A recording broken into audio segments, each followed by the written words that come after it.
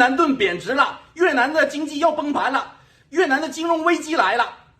现在全网的商业博主啊都在发这样的视频，到底越南的经济怎么样？越南有没有经济危机？越南盾到底购买力行不行？接下来视频我给大家解答一下啊。Hello， 老铁们，大家好，我是生活在越南的响哥，旁边是我媳妇儿，她是越南人。最近啊，大家天天刷视频都会刷到啊，有关越南盾贬值方面的信息啊。每天刷视频啊，都有一些商业博主，什么那些大 V 呀，在说越南的经济要崩盘了啊，越南盾贬值了，越南被割韭菜了，被收割了，哎呦妈，外资出逃了。我今天呢，在这里啊，想说一句真话，录一段视频。这段视频呢可能会被下架，希望大家先点赞收藏，然后再继续听。现在啊，有很多自媒体的博主啊，那些大 V 说国外的经济都不好，这个不好那个不好。他有没有做越南贸易？他有没有来过越南？他自己在国内有没有做过贸易公司？我估计他都没有。他们那些剧本啊，就好像一个老师编下来的，都是一模一样的。大家想一想，2年前那帮人就说李嘉诚要来越南投资，跟什么张美兰合伙的啊，越南女首富要来越南开发房地产，也是那帮人。现在李嘉诚都辟谣了，没这回事儿。那张美兰都进去了，进去1年了，什么都敢说。张美兰涉嫌诈骗，然后这帮人就跟着说什么李老板要来越南投资，结果呢，导致什么了？导致越南现在的房价地皮涨到了历史以来最高峰。我们国内很多炒房客来了啊，买了房子，买了地皮，现在很多都出不了手，不知道怎么办。啥玩意儿都敢说，真的就好像一个背课文一样。一个主播说了，其他主播觉得哇爆了这个视频，这个文案爆了，我也跟着拍。啊，不能这样，有点分析一下好不好？越南现在的红利期到了，越南不但没有崩盘，而且越南在未来10年甚至20年都在高速的增长。我说这么说不是越吹啊，你就吹啊，你是越南女婿，你说越南的好。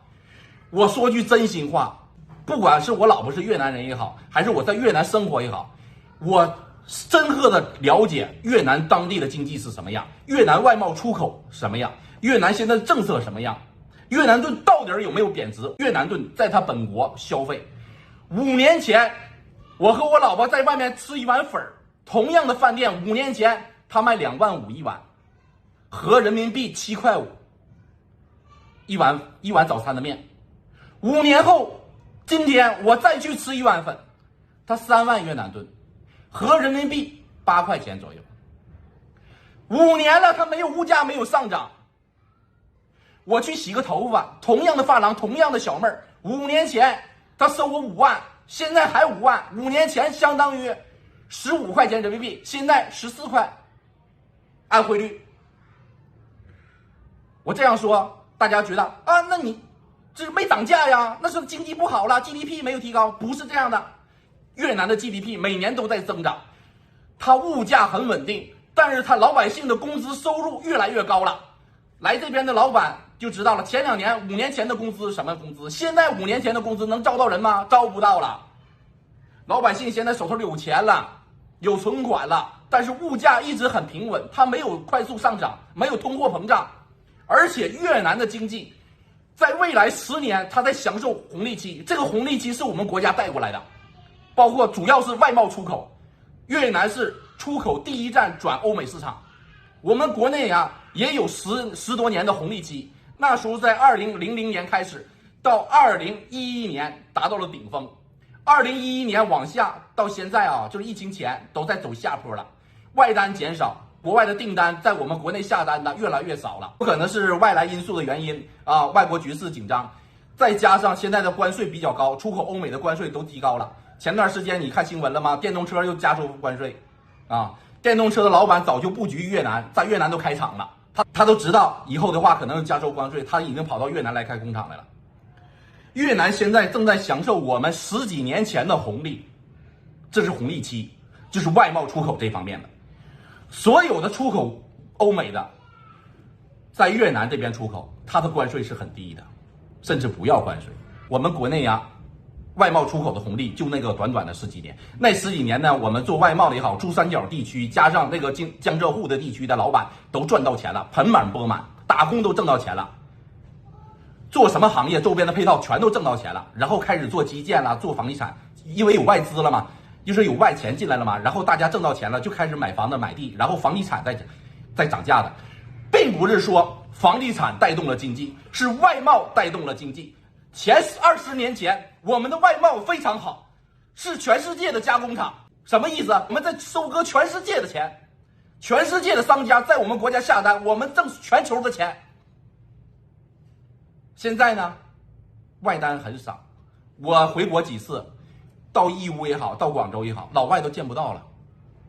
普通的小商品，包括鞋帽、轻工、百货，大到五金啊，机器设备，哪有订单了？订单去哪儿了？是不是不干了？不是，他转走了，他要转到其他的国家、第三方国家，包括东南亚国家，其中就包括越南，越南是最多的。为什么现在我们国内生意这么卷？有很多人说这是电商引起的，赖老马说那个是电商引起的，其实是电商引起的嘛。电商只是一个工具，是个销售的工具，没有老马，他货也卖不出去。为什么卖不出去？就因为老外不买了，很多外贸公司生产的货以前都是做国外的订单的，他不压库存，因为他要做外单嘛，出口嘛，可以赚汇率差，而且是外单的价格啊给的比较高啊，利润比较高，厂家有一些利润空间。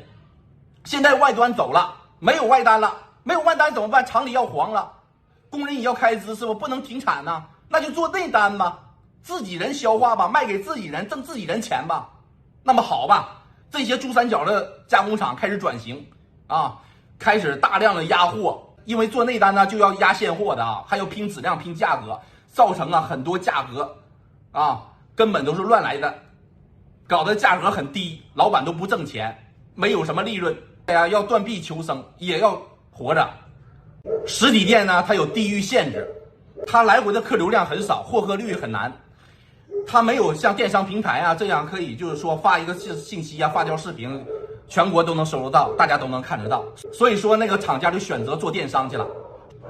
实体店不好的原因呢，归咎于没有外单，挣不着老外的钱了，只能做挣自己的钱了。房地产为什么会下跌？并不是说房子贵它才会下跌的，是因为我们现在购买力难了，是因为我们挣不着老外的钱了。挣自己人钱很难挣，我说的有什么毛病？很难听，是不是？大家不相信我说的，对不对？但这是事实啊，事实摆在身边，自己人把自己人卷了。国内的蛋糕也不大，很多人在吃，真正赚钱呢还得做全球的生意，对不对？越南就是我们国家20年前的样子，20年前的红利期。一是人口红利，越南平均年龄在30岁以下，什么概念？越南人比较年轻，老人比较少，年轻人比较多，劳动力充足，而且他们注重教育，晚上那帮学校还得补习的，补习什么英语班啥的，还在上课呢。人口红利在一方面，第二点就是外贸行业，我们国内的产业链现在已经很多都在越南投产，很多工业区都是跟我们国内的大型企业挂钩的，大型企业然后来到这边来开分公司。我拍的视频里面有很多，所以说越南呢，这个红利期啊正当下，而且要一直持续10年甚至20年。什么外资出逃啊，什么欧美的资产搬走了，外资出逃了，大量的热钱涌进越南，知道不知道？真正来越南投资的，你知道这都是哪个国家吗？新加坡、我们中国、韩国、日本，哪有几个欧美国家呀？欧美国家都投啥了？富士康都搬来了吗？你还不明白吗？这所有的越南的主要投资，它不是欧美，它是我们国家，还有新加坡、韩国、日本这些国家，这些制造企业，然后通过越南这边生产加工，然后再卖到欧美，挣美元。越南盾兑换人民币，2年前可以说1比3800。就是1块钱人民币兑换3800都能兑得到，3800越南盾。现在呢，1比3550，今天的汇率，它的汇率一直在这里头上上下下在跳。下跌不是代表它贬值了，货币不经花了，买东西购买力差了，不是这样的。越南盾在它国家购买力相当强，中国企业在越南这段时间挣到钱了。你知道它是怎么挣的吗？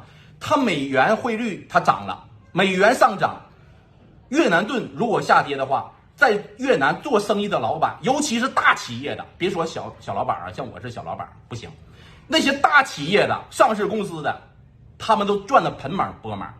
你知道为什么他们会赚钱？这个汇率差，他们出口欧美是用美金结算，但是给越南人开工资是用越南盾结算的。老板同样出口欧美挣美刀，但是呢，美刀换算越南盾可以多换一些，然后给越南人开工资，工资没有变，还是以前的工资。厂房是要按美金结算的，在越南优质的厂房、优质的地皮啊，都是按美金结算的。像范屋老街、酒吧街都是按美元啊付房租的，它并不是用越南盾。大的工厂里面也都是用美金来结算的，每个月租金多少钱？越南盾贬不贬值？越南盾对美金汇率越低，这些老板挣的钱越多，因为他少发了好多工资。他一结算，本来一个月1万美刀的工资，然后兑换成越南盾才够，现在不用了，可能9000了。同样开同样的工资，工资没有少，还少花了，还省了点美元，是不是这样的？很多博主啊，你没发现吗？就是他看到那个热点了，有一个热点爆了，然后大家就跟着都发，因为粉丝很喜欢听这个，因为大家都觉得我们现在难，别人家也应该难呢，这样我们听着心里舒服啊，对不对呀？你不能说我们现在难啊，你得说别人比我们难，我们看着才舒服，是不是这种心理啊？很多人都是这种心理。我是一个自媒体博主，我没有文化，不是什么经济学家，不是。我今天说这些话，就是我没有被洗。我是一名退伍军人，我深爱我的国家，永远都爱。我希望我的国家繁荣昌盛，我希望我的粉丝都有钱，都是大哥，每天都刷很多礼物，每天都购买力都很强，我卖货都买很多货，每天有很多发信息的给我，翔哥，我好难，生意不好做，怎么办？你以为是疫情3年造成的吗？现在生意这么卷，错，不是，是外单逐渐的减少。唉，说了这么多，没有别的意思，只想说句真话。以后啊，我不发这种视频了。那个，我只表达这一次啊。那个有没有看完我这条视频的？到现在，啊，有看完视频，在我的评论区可以打一个完播。如果我说的话有什么问题，大家可以在评论区留言。我哪点说的不对，大家可以喷我啊，我都虚心接受。大家可以讨论一下，为什么大家现在这么卷？未来大家应该怎么做生意，保持自己的资产不贬值？大家可以去讨论一下，在我的评论区留言。我在这里感谢大家收看我的视频了。我爱我的国家，祝我们的国家繁荣昌盛啊！